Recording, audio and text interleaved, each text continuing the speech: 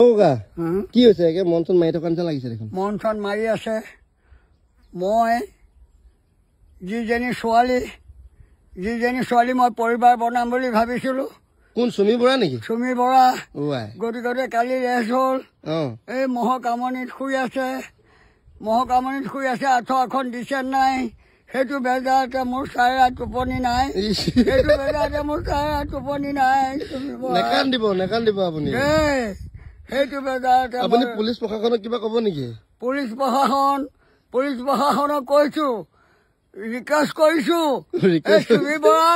চুমি বৰাক আঁঠুৱাখন দি দিব দেই। ৰাতি মহে খাব তাইক লেগাব। মহে এনেকুৱা মৰাব। বৰ সুখী দেহা। ইমান ধন টকা পইচাৰ তাই এজনী মানুহ ইমান ধন টকা পইচাৰ এতিয়া লেপ তুলি লৈ সোণৰ পালেঙত শুইছে। সোণৰ পালেঙত শোৱা কোটি 1 লাখ কোটি ধন 2000 কোটি টকাৰ মালিক। আৰু তাইৰ লগত আছে এই দুটা ভতৰা। কোনকেইটা? তাৰ্কিক আৰু বিশাল। চুমি পুকৰত এতিয়া আঁঠুৱাখন দিবলৈ কওক ৰাইজক। আঁঠুৱা এখন